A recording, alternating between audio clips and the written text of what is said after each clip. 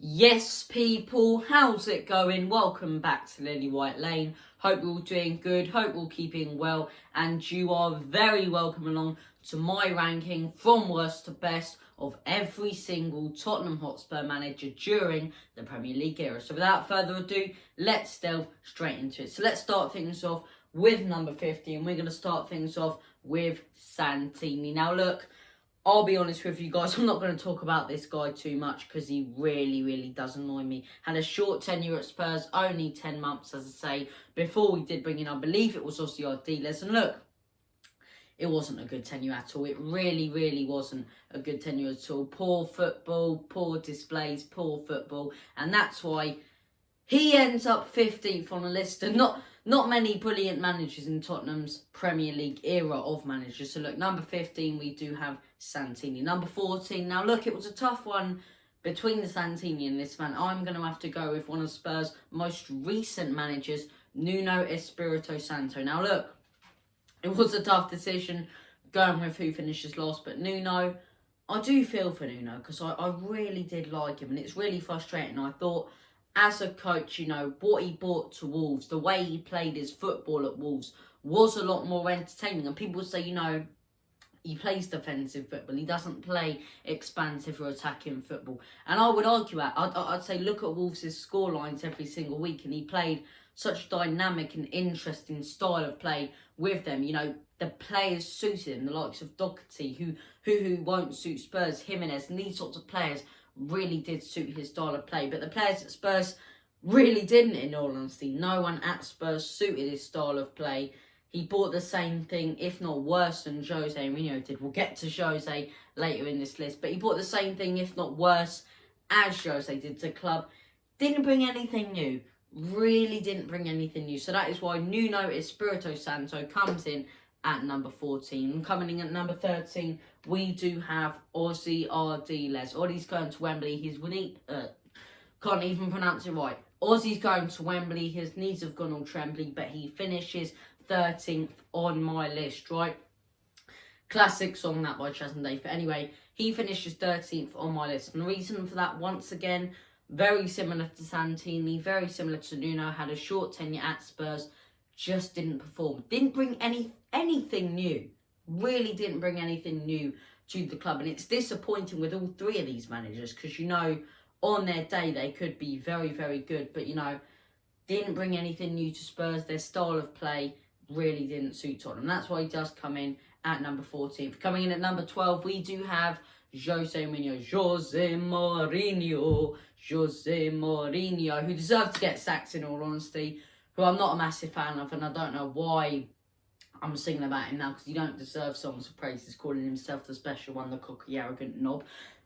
So it's a bit much there, actually. But look, he is a bit arrogant, but I'm going off topic here. Jose Mourinho came to Spurs, Pochettino sacked. You know, I can't speak for the whole fan base, but what I can say is that a majority of the fan base, from what I saw, wasn't happy at all with the sacking of Mauricio Pochettino. But then Jose Mourinho came in. It just felt very similar like it does now with Antonio Conte. And by the way, I'm not going to include Conte in this list because he's only had one game at Spurs. He's still better than Santini though. But anyway, it was one of those with Jose Mourinho where it was really frustrating because he started the season, you know, so well, beating the likes of Manchester City, Arsenal, absolutely battering these teams, destroying these teams, dismantling these teams.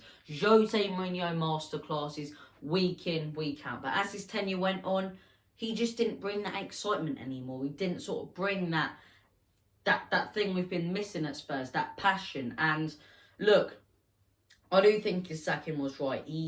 As much as he led me to some of my most happy days as a Spurs fan, especially that North London derby and beating City and those sorts of results, he also gave me one of my worst experiences as a Spurs fan, one of our biggest disasters ever against Dynamo Zagreb. So look, it's tough one with Jose Mourinho.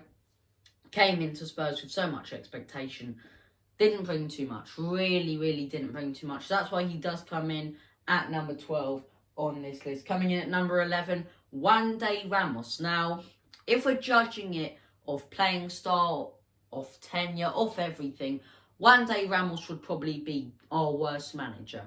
But the only reason he comes in at 11th, right?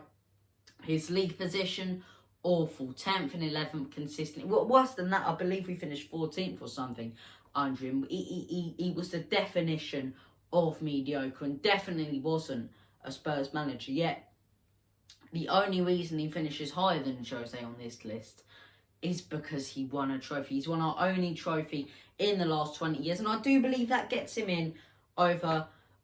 I need to say Jose. He'd be very frustrated if he heard that. He won't. He's not going to watch some 14-year-old kid ramble on about him being 12 on a Spurs list. But anyway, I digress. He just about gets in over Jose. Just about gets in over those managers at the bottom. Just about gets in over them because he did win a trophy. He did win a trophy. One day Ramos does come in at number 11. Coming in at number 10, Christian Gross. Now, he really was the definition of mediocre. He wasn't bad, but at the same time, he really wasn't good. He didn't bring anything to the club. His playing style was very boring, very defensive, not very progressive.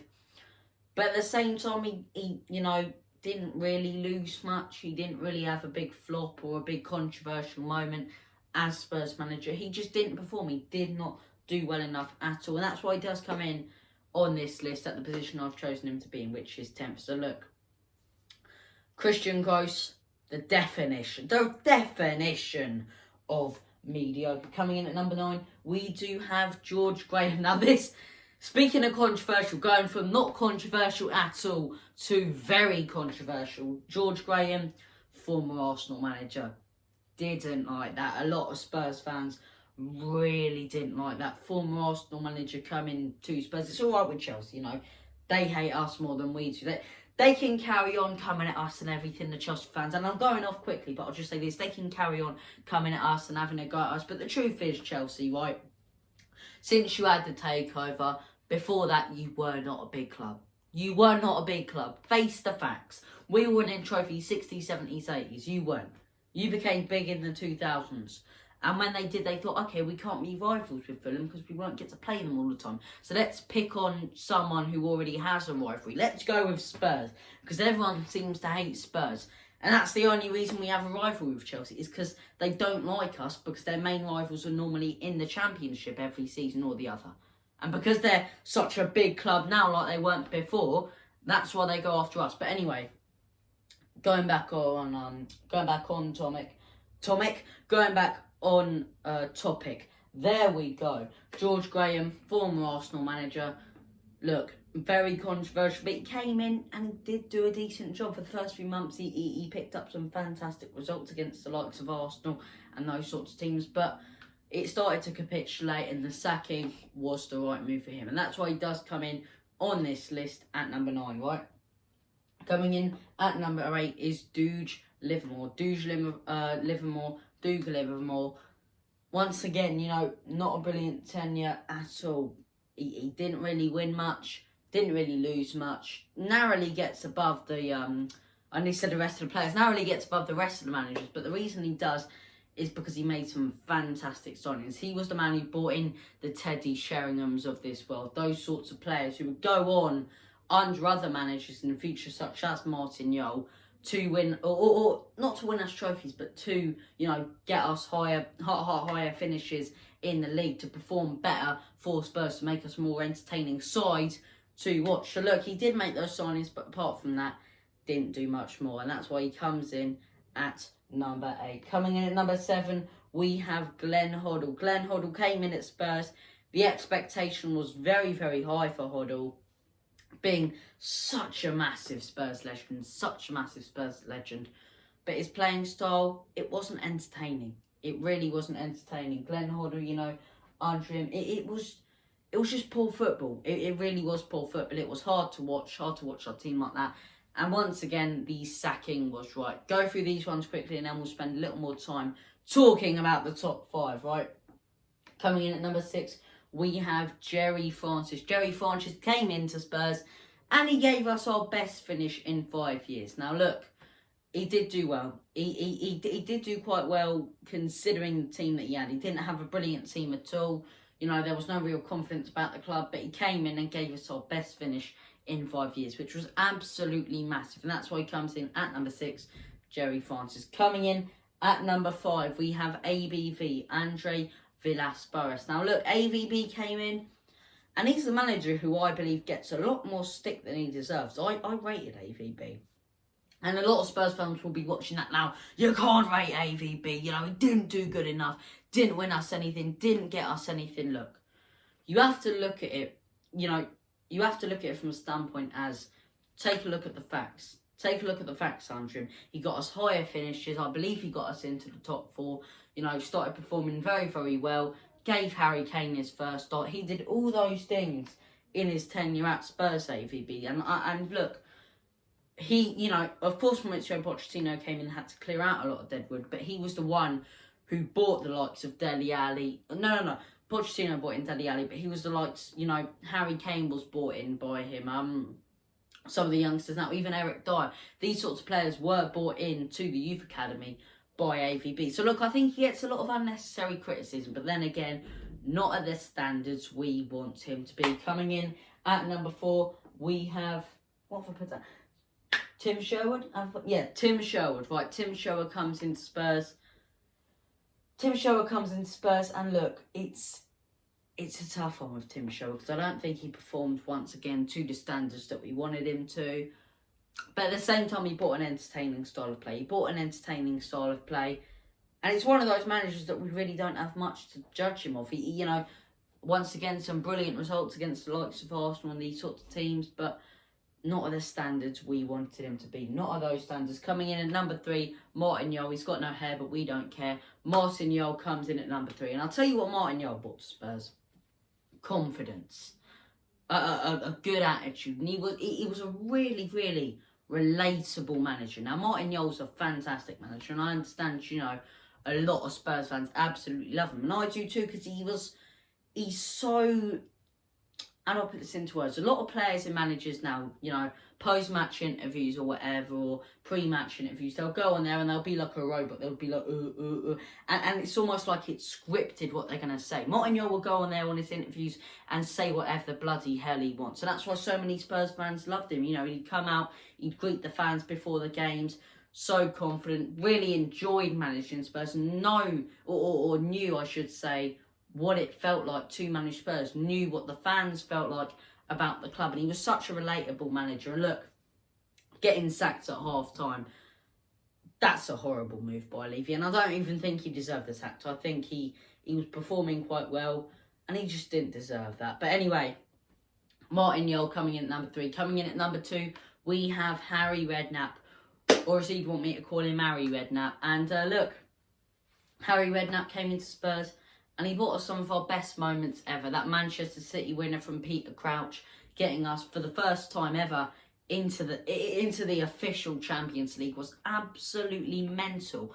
And very much like Martin Jol, he was relatable. He wasn't like all these robotic managers now. He was a human being, and he's like, he'd say what he wanted. He'd say what he wanted before. He was a very famous manager for, you know, famous from stuff away from football as well. But I think he had a really good tenure at Spurs. Obviously, that City game, he brought us so much happiness as Spurs fans. Got us into the Champions League, took us on a great run, had some fantastic European nights. You know, some fantastic victories as well. That 3-2 against Arsenal under Harry Redknapp. I believe that was on Harry Redknapp. I look like a right mug if I look at it after, and that was AVB or Wande Ramos or something. But that 3-2 win against Arsenal, you know, some of those fantastic European nights. He brought us some brilliant, brilliant moments. And Harry Redknapp comes in at number 2. And number 1, he's magic. You know, Mauricio Pochettino. There's no two ways about it, right? Not all achievements in life come with a medal or a trophy or whatever. And Mauricio Pochettino was one of those. He's up there, you know, he's up there as one of our greatest ever managers. I don't think he is. I think that belongs to someone else, you guys. Someone else from the... I'm saying it like that now because I've forgotten his bloody name. Our greatest ever manager from the 60s, won us the double. I've forgotten his name. That's ridiculous from the Spurs fan. But anyway, Mauricio Pochettino, best manager by a country mile in the Premier League era, because he was so good, he was so passionate, and those constant top 4 finishes, it's the best time I've ever had, and most Spurs fans have had it in a long time, since the 60s or 70s, if there are Spurs fans who are alive to see that. This was magical. Just being able to look forward to your team every single week, smashing people. And for so long, we've been taken as a joke. Oh, it's only Spurs. It's only Spurs. They're beatable. Spurs were a piece of piss to beat. He took that Spursy tagline away. He really did take that Spursy tagline away. And he blew away the competition. For 4 or 5 years, we were feared. Feared as a club. People didn't want to play Spurs because they knew how dangerous we would be. And that's why he was such a good manager. Got us to the Champions League final. Brought me my favourite ever Spurs moment, beating Ajax in that semi-final. And that entire Champions League run. Can we just talk about that entire Champions League run? From the group stage, nearly getting knocked out, to absolutely battering Dortmund, to the VAR controversy and brilliant last-minute moment at Manchester City, and then the Ajax moment. It was just absolutely incredible. Absolutely incredible. Constant top 4 finishes, came so close to the title, sadly didn't achieve it, but far better than all the other managers on this list. And there you go. Thank you for watching. That is your lot. Make sure if you're new here to smash that subscribe button, hit that like button as hard as you possibly can, and tap that notification bell so you'll be notified and let know every single time we do upload. Thank you for watching. You guys have been awesome. This has been Lily White Lane, and as always, come on you Spurs. Enoch out. In Conte, we trust.